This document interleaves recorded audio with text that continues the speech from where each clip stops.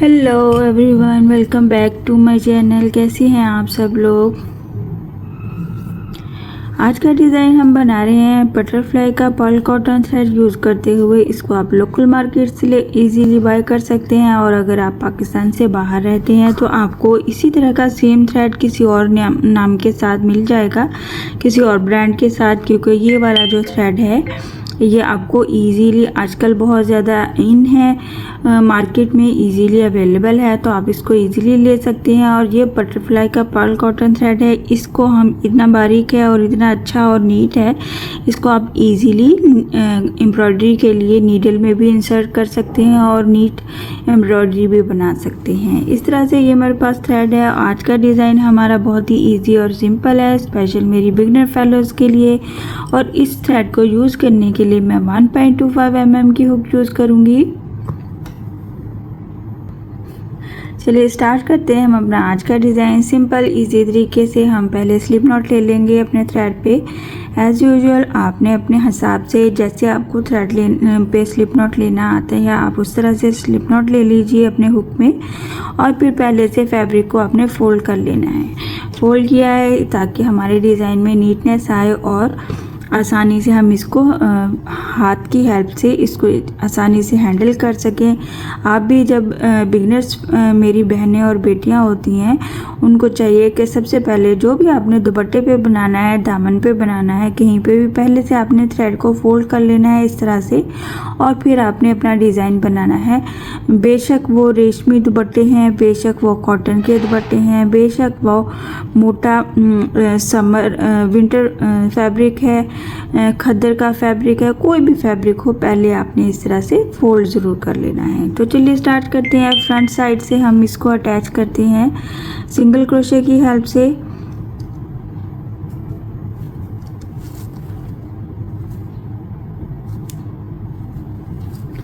Single crochet से हमने इसको अटैच कर दिया, और हम यहाँ पे जो फ्लावर्स बना रहे हैं उनके सेंटर में 3 सिंगल क्रोशे का गैप रखेंगे। तो स्टार्टिंग पे मैं यहाँ पे 3 सिंगल क्रोशे बना लूँगी और फिर हम अपना फ्लावर स्टार्ट करेंगे विदाउट एनी डिस्टेंस। बिल्कुल साथ साथ आपने सिंगल क्रोशे बना लेने हैं 1, और ये हमारे पास 2 और 3 सिंगल क्रोशे हमने इस तरह से कंप्लीट कर लेना है। डिस्टेंस नहीं लेना है, लेकिन इतनी दूर भी नहीं जाना है कि आपके फैब्रिक में इस तरह से खिंचाव आए, और लेकिन इतनी पास ही बनाना है कि ढीला भी नहीं हो और खिंचाव भी नहीं आए। जैसे ही हमने थर्ड वाला सिंगल क्रोशे कंप्लीट कर लेना है, तो हमने इसके एज पे क्या करना है, 2 चेन ले लेना है, प्लस 1 टाइम डबल क्रोशे का बर्ल लेना है। और ये जो थर्ड वाला सिंगल क्रोशे था, इसी सिंगल क्रोशे के गैप में हमने इसको अटैच कर देना है, और हमने बना लेना है double crochet. 2 chain plus double crochet into 1 space हमने बनाना है। 2 चेन प्लस डबल क्रोशे जब बना लिया है, तो हमने इसके एज पे क्या करना है, ये जो डबल क्रोशे बनाया है इसके एज पे हमने पहले 2 चेन ले लेना है। यहीं पे हमने 2 चेन के बाद डबल क्रोशे का बर्ल लेते हुए, ये जो हमने 2 चेन प्लस डबल क्रोशे बनाया है, इसके सेंटर में क्रॉस में जाते हुए इस डबल क्रोशे को बनाना है। ये डबल क्रोशे हमने 1 टाइम इस तरह से बनाना है। और अब फिर से क्या करना है, आपने यहीं पे इसके एज पे 1 2 एंड 3 चेन को लेते हुए, ये जो हमने सेकंड उसके एज पे डबल क्रोशे बनाया है, उसके क्रॉस में जाते हुए सिंगल क्रोशे बनाना है, 1 टाइम पीकॉट बनाना है।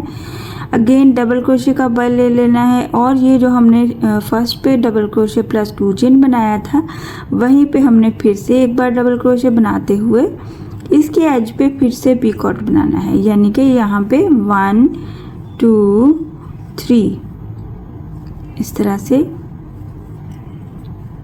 ये जो हमने पहले बनाया था 2 चेन प्लस डबल क्रोशे, इसके क्रॉस में हमने यहाँ पे 5 टाइम डबल क्रोशे प्लस 5 पीकॉट्स का फ्लावर बनाना है। अगेन यहीं पे रिपीट करेंगे हम, इस डबल क्रोशे के क्रॉस में जाते हुए डबल क्रोशे, इसके एज पे 1 2 3 चेन को इस क्रॉस में जाते हुए हमने बना लेना है पीकॉट अगेन। और इस तरह से हमने इसको डबल क्रोशे के साथ पीकॉट बनाते हुए 5 पीकॉट्स का फ्लावर कंप्लीट कर लेना है।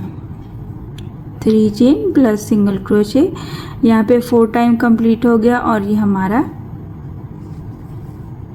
5th वाला डबल क्रोशे, इसके एज पे हम क्या करेंगे 1 2 3 पीको चेन और फिर in single crochet.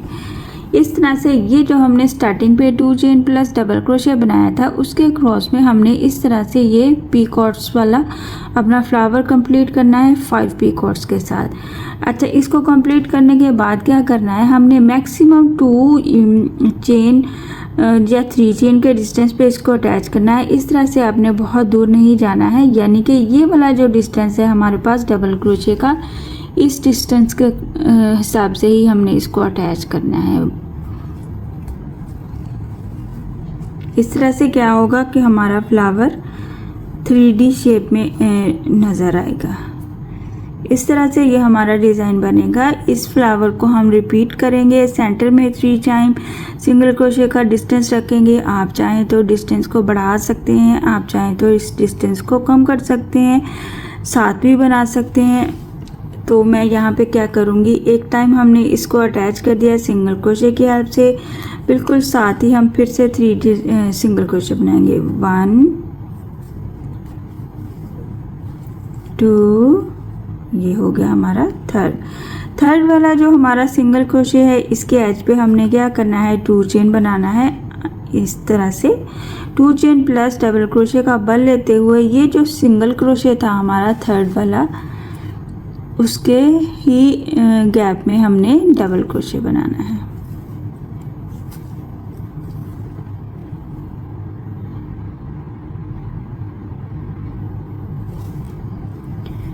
Double crochet बनाया तो फिर हमने इसके एज पे क्या करना है, ये जो हमारे पास गैप है इसके क्रॉस पे हमने 5 टाइम डबल क्रोशे प्लस पीकॉट्स बनाने हैं।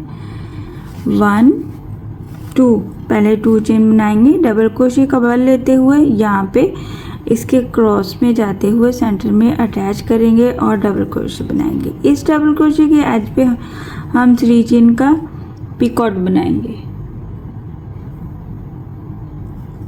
इस तरह से अगेन डबल क्रोशे का बल ले लेंगे और इस डबल क्रोशे के क्रॉस में जाते हुए फिर से हम इसके एज पे 1 2 3 चेन का पीकॉट बनाएंगे। अगेन इस तरह से हमने इसी पहले वाले गैप में जाते हुए 5 पीकॉट्स के साथ 5 डबल क्रोशे बनाने हैं। 1 2 3 chain, again 1 2 1 double crochet, 1 2 3 chain और इसके क्रॉस में इस तरह से हमारे पास ये 5th वाला लास्ट हम भी इसी तरह से बनाएंगे। डबल क्रोशे बनाया और आप इसके एज पे पीकॉट्स की जगह पे पर्ल्स भी ऐड कर सकते हैं। बहुत ही इजी तरीका है, मैंने स्पेशल वीडियो भी बनाई है पर्ल्स ऐड करने के लिए। जो मेरी प्यारी बहनें बिगनर्स हैं जो पूछती हैं तो वो मेरी वीडियोस को जाके देख सकती हैं। 1 2 3 4 एंड ये 5 को भी हम इसी तरह से इतने ही डिस्टेंस पे अटैच करेंगे, बहुत ज़्यादा दूर नहीं लेके जाएंगे।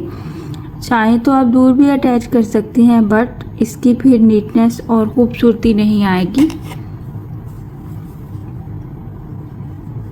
और साथ ही फिर से हम 3 सिंगल क्रोशे बनाएंगे नेक्स्ट फ्लावर के लिए। सेम पैटर्न को आपने रिपीट करते जाना है और अपनी लेंथ को कंप्लीट करना है। इस तरह से हम इसकी लुक देख लेते हैं। इस तरह से इसको पास में हमने अटैच करने का मकसद यही है कि ये वाला फ्लावर हमारा इस तरह से ऊपर को एज की तरह खड़ा हो और खूबसूरत नज़र आए। अगर आप फैब्रिक के साथ जोड़ देंगे तो उसमें थोड़ा सा डिफरेंस आ जाएगा डिज़ाइन में। आप फैब्रिक के साथ जोड़ के भी अटैच कर सकते हैं। इस तरह से हमारी डिज़ाइन की लुक नज़र आती है। सेंटर के डिस्टेंस को आप बढ़ा सकते हैं ताकि आप दूर दूर फ्लावर बनाएं और इस तरह से आप इतना पास भी बना सकते हैं। एजेस पे आप पर्ल्स ऐड कर सकते हैं, आप पीकॉट क्रिस्टल के बीड्स ऐड कर सकते हैं। जो भी आपके पास अवेलेबल है आप वो चीज़ ऐड कर दीजिए।